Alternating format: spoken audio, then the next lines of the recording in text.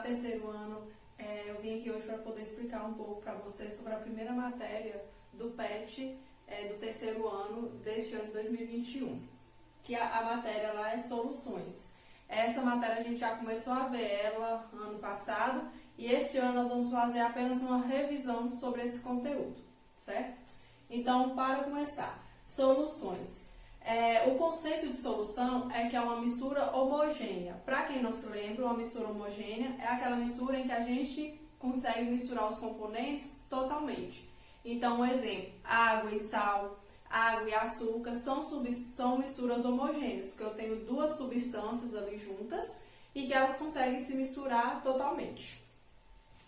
Essa mistura ela é composta por um soluto e um solvente. O soluto é a substância que está em menor quantidade. Nesse caso, a gente, igual da água e do sal, nós vamos considerar o sal como o soluto, né? Que é a parte sólida. Essa menor quantidade ela é dissolvida no solvente. Já o solvente é a substância que vai estar em maior quantidade e ela dissolve o soluto. Geralmente, na maioria dos casos, esse solvente ele vai ser a água. Então, a água ela é um solvente universal, é um solvente que dissolve a maioria das substâncias. Então, nós vamos ter pelo menos duas substâncias, um soluto e um solvente, no qual o solvente vai dissolver o soluto. Essas soluções elas podem estar nos três estados físicos da matéria. Soluções elas podem ser sólidas, líquidas ou gasosas. As soluções sólidas são aquelas soluções em que tanto o soluto como o solvente estão no estado sólido. Um exemplo são as ligas metálicas. Um exemplo do latão, do bronze, do ouro 18 quilates, que é uma mistura de ouro e prata, ou ouro e cobre. Então ali eu tenho uma mistura de metais que se misturam formando uma liga metálica. Essa liga metálica é um tipo de solução sólida.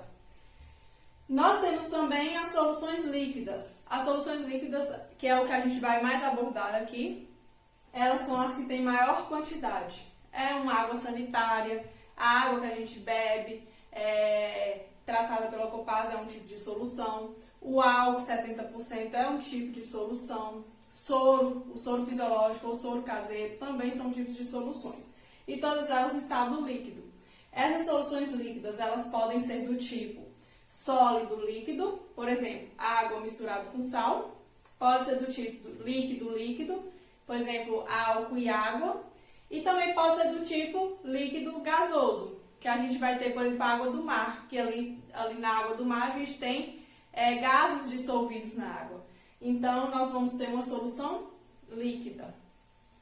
E as soluções gasosas, elas são as misturas gasosas, né? Elas se misturam completamente em qualquer proporção. Então, qualquer gás misturado vai formar uma solução no estado gasoso. Um exemplo de solução gasosa é o ar. O ar é um componente, é um composto, né? De diversos gases.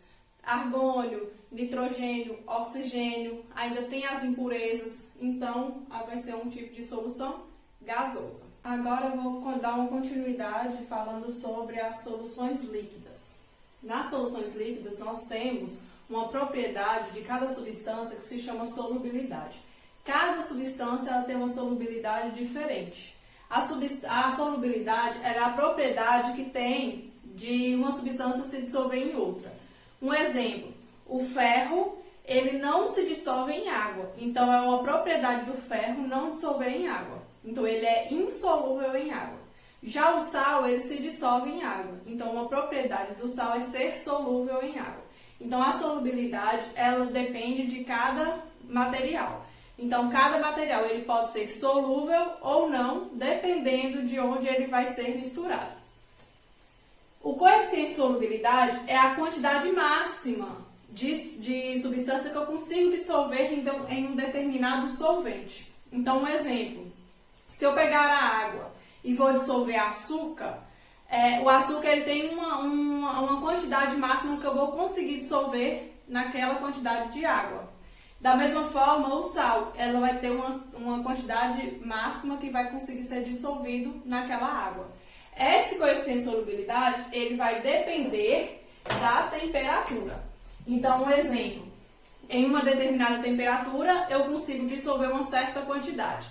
Se eu elevo a temperatura, eu vou dissolver um pouco mais.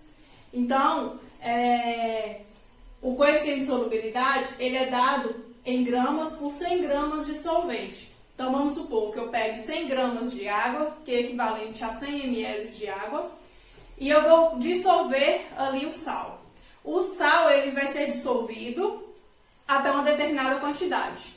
Quando chegar em uma determinada quantidade, ele não vai se dissolver mais e vai ficar com o que a gente chama de corpo de fundo. Essa quantidade, ela é 36 gramas. Então, a cada 100 ml de água, a cada 100 gramas de água, eu vou conseguir dissolver 36 gramas de sal. Então, quando ele atingir 36 gramas, ele não vai se dissolver mais. Né? No caso, quando ele atingir 36, ele se dissolve. Quando ele atingir 37 gramas, ele não se dissolve mais. Aí, esse 1 grama restante fica sólido no fundo do copo. Esse coeficiente de solubilidade, como eu falei, vai depender da temperatura e também vai depender do solvente que ele está sendo dissolvido. Então, um exemplo aqui. Eu tenho um copo com água. Nesse copo com água eu vou dissolver o sal. Eu vou colocando a quantidade de sal até dar o seu limite. Quando deu o seu limite, eles fizeram a medição e chegaram que o sal ele consegue ser dissolvido em água apenas 36 gramas. Os gráficos de solubilidade, eles vão vir em gramas por 100 gramas de água e aqui embaixo a temperatura. Então, em uma determinada temperatura, vamos supor aqui, ó, se eu pego a temperatura de 20 graus Celsius, eu vou conseguir dissolver 36 gramas, certo? 36 gramas de sal. Se eu pego a temperatura de 40 graus Celsius, se eu elevo a temperatura, se eu coloco essa água para esquentar, e aí eu vou conseguir dissolver uma quantidade maior de sal. Se eu pego a temperatura de 60 graus, eu vou conseguir dissolver uma quantidade maior de sal. Então, quando eu vou elevando a temperatura, eu vou aumentando esse coeficiente de solubilidade da substância. De acordo com esse coeficiente de solubilidade, dá pra gente saber se a solução ela vai ser saturada, insaturada ou supersaturada. Uma solução insaturada é quando a quantidade de soluto ela é menor do que o coeficiente de solubilidade. Uma solução saturada é quando o soluto é igual ao coeficiente de solubilidade, e uma supersaturada é quando a quantidade de soluto ela é superior ao grau de solubilidade. Então, um exemplo é quando a gente vai fazer aqueles sucos de saquinho. Lá na embalagem fala que aquela quantidade faz 2 litros. Caso eu dissolva aquela quantidade em um pouco mais, por exemplo, em 2,5 litros, significa que aquela solução ela está fraca, ou seja, ela está pouco concentrada. Se ela está pouco concentrada, a gente vai chamar ela de insaturada. Já a solução a solução saturada seria se a gente dissolvesse o pozinho todo em 2 litros. Estaria dissolvido conforme eles determinam, então, a solução saturada. E a solução supersaturada seria se eu dissolvesse aquele pacotinho em uma quantidade menor de líquido. Então, vamos supor que eu pego aquele pacotinho que faz 2 litros e faço só 1 litro. Aquele suco iria ficar muito concentrado. Se ele ficar muito concentrado, a gente fala que ele está supersaturado. Um exemplo também é com o sal. Nós vimos que o sal, o grau de solubilidade dele é 36 gramas. Se eu consigo dissolver em 100 ml de água 20 gramas apenas, significa que ela vai ficar fraca, ou seja, a solução insaturada. Se a solução, se eu dissolvo exatamente os 36 gramas, a solução vai ser saturada. E se eu consigo dissolver 37 gramas, mas forma o corpo de fundo, eu aqueço aquele sistema e eu consigo terminar de dissolver o sal, e deixo ele resfriar sem ter perturbação nenhuma, aí a solução vai ser supersaturada. Se eu tocar no copo e mexer, pode ser que o sal se cristalize de novo. E aí a gente volta a ter uma solução saturada com corpo de fundo, né? No caso, que é o sal dissolvido, o sal que fica no fundo do copo. De acordo com essa nomenclatura, insaturada, saturada, supersaturada, a gente chega às concentrações. A concentração é justamente isso, para falar se uma solução ela está pouco concentrada ou muito concentrada, se ela está insaturada ou supersaturada ou saturada. Então, a gente tem as concentrações, que é a relação entre a quantidade de soluto que eu vou dissolver e a quantidade de solvente ou de solução. Então, aqui pode ser referente à quantidade de solvente ou à quantidade de solução. Nós temos algumas concentrações que são mais comuns de aparecer. Uma delas é a concentração comum ou concentração em massa. Ela é a relação entre a massa de soluto dividido pelo volume da solução. Então, aqui eu tenho uma relação massa-volume. Na concentração molar ou molaridade,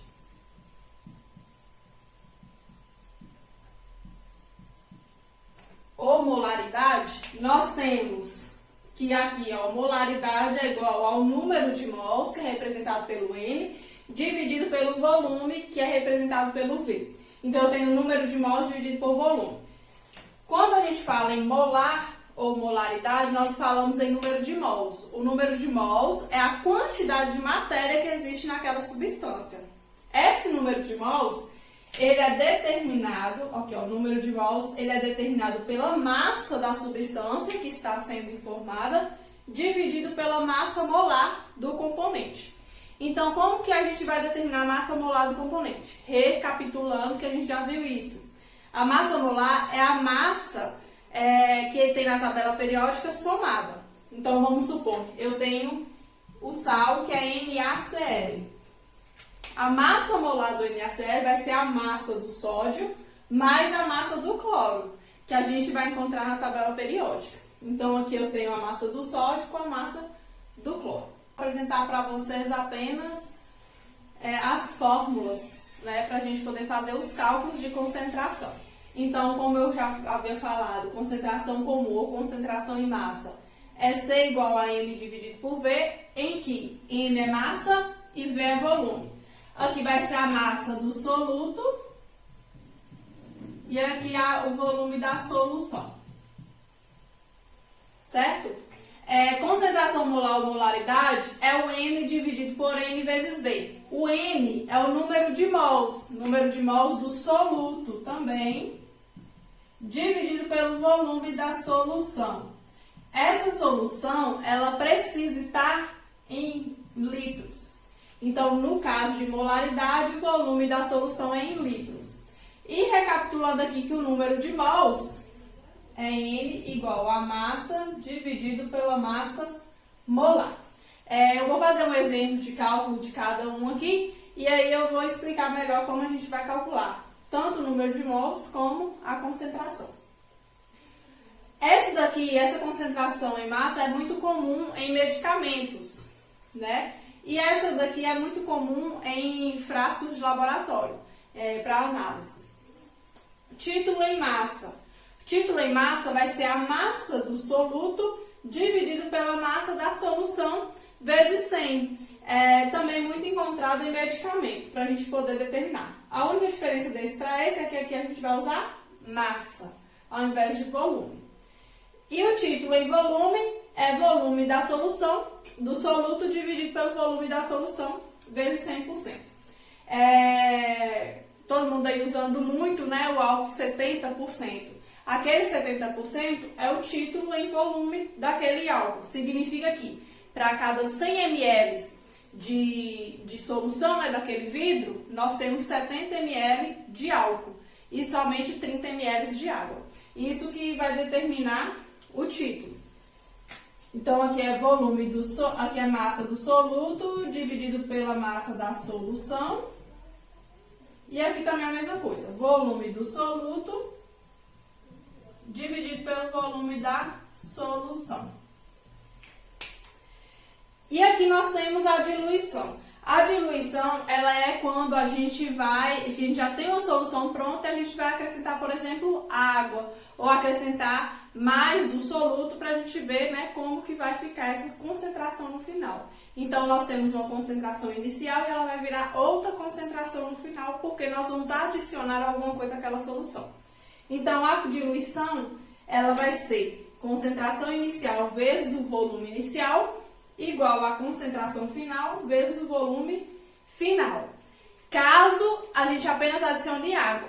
Agora, se nessa solução a gente adicionar a própria substância, só que em uma concentração diferente, nós vamos utilizar essa outra fórmula de diluição, que é a concentração final vezes o volume final, vai ser igual a concentração da primeira solução vezes o volume da primeira solução, mais a concentração do que eu estou adicionando.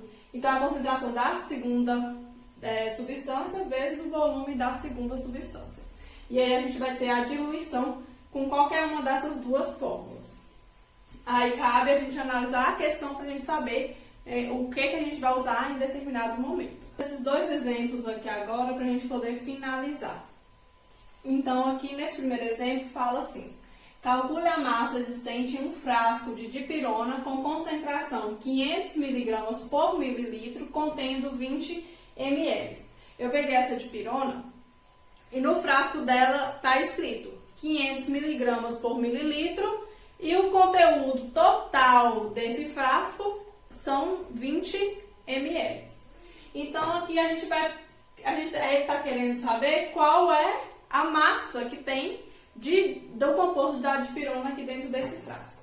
Então, primeira coisa, quando nós temos concentração em miligramas por mililitros, nós vamos ter uma concentração em massa. Miligramas é uma concentração em massa.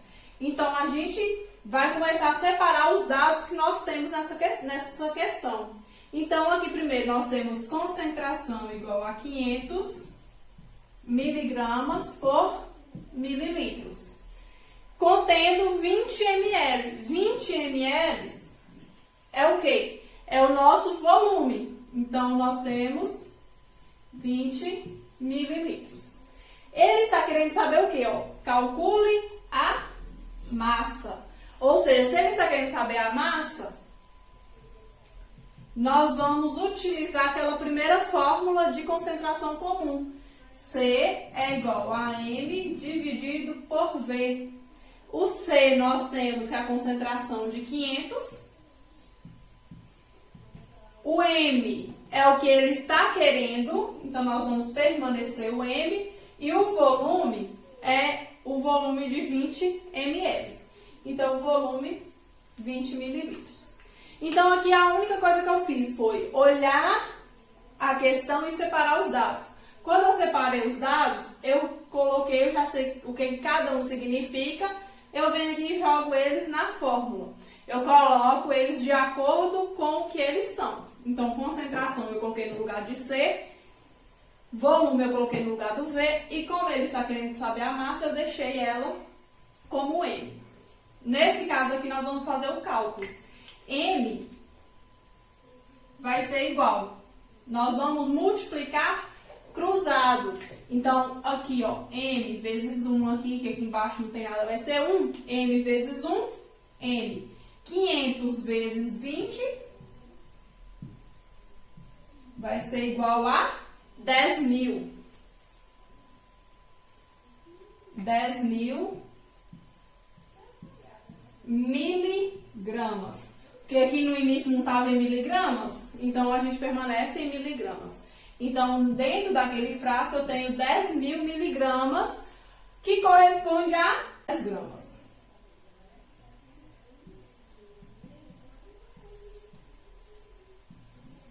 Então, dentro desse frasco de dipirona, nós temos 10 gramas de dipirona dissolvido na solução. Então, aqui dentro desse frasco, nós temos essa quantidade. No segundo exemplo, ele está querendo saber a molaridade, porque é o que ele pergunta. calcule a molaridade. Ou seja, já está aqui recebendo a molaridade. Molaridade é dado por aquela fórmula que a gente tem o M. M é igual a N dividido por V. De uma solução contendo 20 gramas, ou seja, ele me dá massa, 20 gramas. De H2SO4, ele me deu a substância que ele está querendo saber, a molaridade da solução, em um volume de 100 ml de água.